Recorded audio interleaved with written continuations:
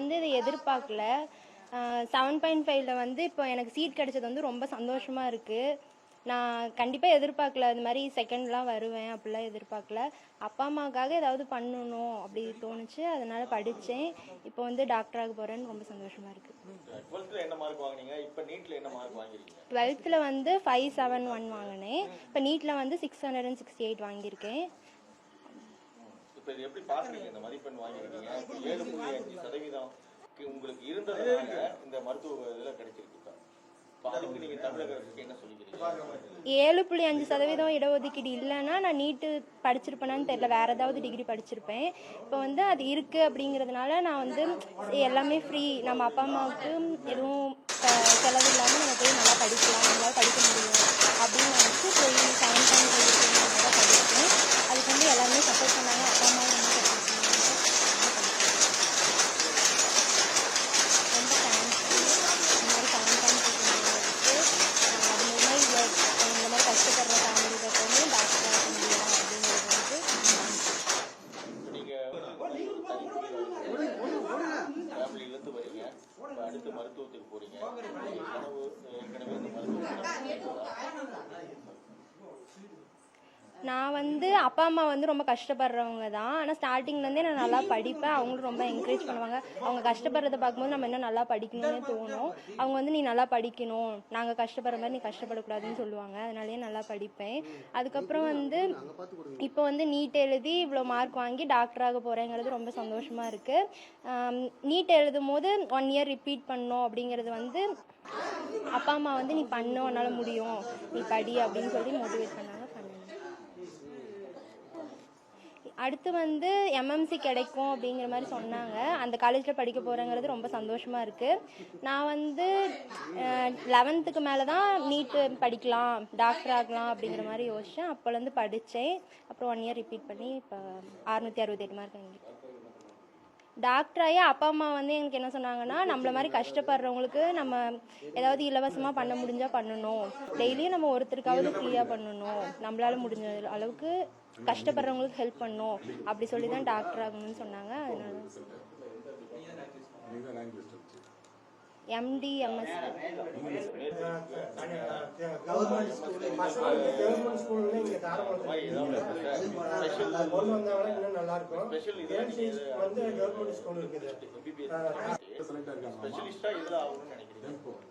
அது வந்து நான் அப்போ படிக்கும் போது தான் யோசிக்கலான் இருக்கேன். ஆனால் இப்போதைக்கு தோன்றது வந்து பீடியாட்ரிஷியன் அது மாதிரி ஆகலாம், இல்லைன்னா கைனகாலஜிஸ்ட் அது மாதிரி ஆகலாம். அது மாதிரி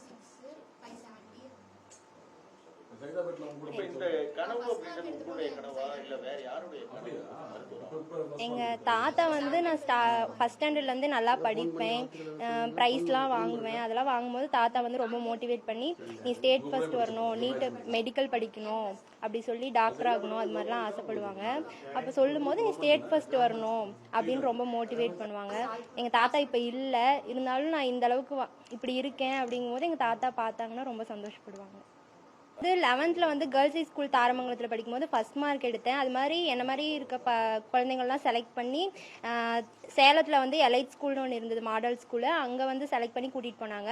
அங்கே போய் ஒரு 6 மாதம் படித்தோம். அதுக்கப்புறம் அங்கேருந்து நீட் கோச்சிங்காகவே சைதாப்பேட் சென்னை COA கூப்பிட்டு போனாங்க.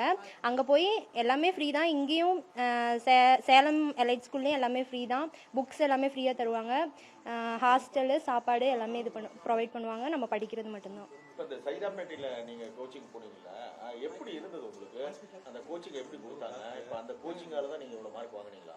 அங்கே வந்து சைதாப்பேட்டில் படிக்கும்போது எப்படி படிக்கணும், எந்த மாதிரி படிக்கணும், சேலம் ஸ்கூலில் படிக்கும்போது சரி, சைதாப்பேட்டில் படிக்கும்போது எந்த மாதிரி படிக்கணும், கான்செப்ட் எப்படி அண்டர்ஸ்டாண்ட் பண்ணி படிக்கணும் அதெல்லாம் தெரிஞ்சுக்கிட்டோம். அது வந்து நீட் ரிப்பீட் பண்ணும்போது ரொம்ப ஹெல்ப்ஃபுல்லாக இருந்தது. எப்படி படிக்கணும், எப்படி ஸ்கெடியூல் போட்டு படிக்கணும், எந்த மாதிரி நோட்ஸ் எடுத்து படிக்கணும், அதெல்லாம் ஹெல்ப்ஃபுல்லாக இருந்தது.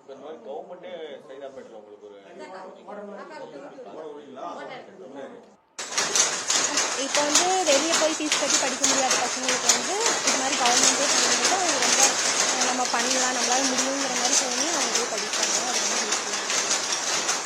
ஹெல்ப்ஃபுல்லாக சின்னதுலேருந்து ஃபஸ்ட் ரேங்க் தான் எடுத்து படித்தபடி அது படித்ததுனால இந்த அளவுக்கு மார்க் எடுத்துருக்கலாம்னு நான் நம்புகிறேன். ஆனால் நீட்டுக்கு ரொம்ப கஷ்டப்பட்டு படித்தாங்க. இந்த இது இதுக்கு வெக்டர் அகாடமியில் போய் படித்ததுனால பிள்ளைக்கு கொஞ்சம் அவங்க சப்போர்ட் பண்ணதுனால பிள்ளை நல்லா படித்தா. ஆனால் இந்த அளவுக்கு வருவான்னு நான் எதிர்பார்க்கல. இதுக்கு கவர்மெண்ட்டுக்கு நான் ரொம்ப இது பண்ணுறேன். இந்த இடஒதுக்கீடு 7.5 படிக்கலை, எங்கள் பிள்ளைக்கு இந்த இதில் வாய்ப்பு கொடுத்ததுக்கு ரொம்ப சந்தோஷப்படுறேன். சைதாப்பேட்ல போய் படிச்சாங்க, அங்க படிச்சாங்க, அவங்களுக்கு எப்படி அந்த வாய்ப்பு கிடைக்குது? அதாங்க 11ஆவதுல ஃபர்ஸ்ட் ரேங்க் எடுத்தான்னு இங்கே சேலத்தில் பேர் எனக்கு சொல்ல வரலைங்க. இங்கே ஒரு ஸ்கூலில் கூட்டிகிட்டு போனாங்க. அப்புறம் அங்கே செலக்ட் பண்ணி மறுபடியும் சைதாப்பேட்டை ஸ்கூலுக்கு போனாங்க. அங்கேயும் போய் நல்லா படித்தாங்க. அங்கேயும் 571 மார்க் எடுத்தாங்க. அந்த ஸ்கூலும் பரவாயில்லைங்க, நல்லா சொல்லி கொடுத்தாங்க. இங்கேயும் அகாடமியும் நல்ல அகாடமி, வெக்டர் அகாடமி நல்ல அகாடமி. ஃபீஸும் கம்மியாக வாங்கி பிள்ளை இந்த அளவுக்கு படிக்க வச்சிருக்கிறாங்க. அப்படிலாம் இல்லைங்க, நான் அதை ஒத்துக்கவே மாட்டேங்க. எங்கள் பிள்ளை வந்து சின்னதுலேருந்தே ஃபர்ஸ்ட் ரேங்காக தான் எடுப்பாள். எம்ஜிஆர் காலனியில் அரசு விடுமுறை, எம்ஜிஆர் காலனியில் 8வது வரைக்கும் படித்தா, அரசு பள்ளி. அப்புறம் கேர்ள்ஸ் ஹை ஸ்கூலில் படித்தா, அதுவும் அரசு பள்ளி தான். அதுலேயும் ஃபஸ்ட் இடத்துல தான் படித்தா 11ஆவது வரைக்கும். அதுவும் இந்த கொரோனா டைமில் இதாகவே இருந்தாலுமே அவள் வந்து படித்து மார்க் எடுத்தா. 11ஆவதுல ஃபர்ஸ்ட் மார்க் எடுத்தா. இப்போ 12ஆவதுலேயும் நல்ல மார்க் எடுத்தா. இப்போ இதுலேயும் பரவாயில்ல. ஆனால் நான் இந்த செகண்ட் இடம் வரும்னு நான் எதிர்பார்க்கல. எனக்கு ரொம்ப சந்தோஷமா இருக்குது. 15 வயசுலேருந்து தறி ஓட்டிருக்காங்க, 45 வயசு ஆகுது. எங்கள் பொண்ணு நான் தறி ஓட்டினாலும் பொண்ணு நல்லா படிக்க வைக்கணுங்கிறதுக்கோசரம் நல்லா படிக்க படின்னு சொல்லி நல்லா படிக்கணும். எங்கள் பொண்ணும் ஃபஸ்ட்டு மார்க்கே எடுக்கும். அதனால் பிள்ளையும் டாக்டருக்கு படிக்க வைக்கணுங்கிற ஆசையில் நீட்டு கோச்சிங் படிக்க வச்சதுனால பொண்ணும் நல்ல மார்க் எடுத்திருக்குது. மெட்ராஸில் ஹாஸ்டலில் தங்கி படிக்க வைக்கிறதுக்கு எம்எம்சியில் சீட்டு கிடைக்கணும்னு நான் கடவுளை வேண்டிக்கிறேங்க. இப்போ தமிழக அரசு தான் அரசு பள்ளியில் உங்கள் பொண்ணு படிச்சிருக்கு. தமிழக அரசோட அந்த 7.5% இடஒதுக்கீடு கிடைச்சிருக்கு. இப்போ இதெல்லாம் தமிழக அரசு நடவடிக்கை எடுக்கிறது நீங்கள் எப்படி பார்க்குறீங்க? 7.5% வந்ததுனால எங்கள் ஊர்லேயே ஒரு 10 பொண்ணுக்கு மேலே 7.5லேயே காலேஜுக்கு சேர்ந்துருக்குறாங்க. அதுக்கு முன்னே இந்த மாதிரி நாங்கள் கேள்விப்பட்டது கூட கிடையாது. அது இந்த 7.5 வந்ததுக்கப்புறம் எங்கள் தாரமங்கலத்துலேயே 10 பிள்ளைங்க பெண் பிள்ளைங்களும் பசங்களும் 7.5 மூலிமா மெடிக்கல் காலேஜில் சேர்ந்துருக்குறாங்க. அதனால் 7.5 இருக்கிறது எங்களுக்கு பரவாயில்லையே இருக்குது. முரளி.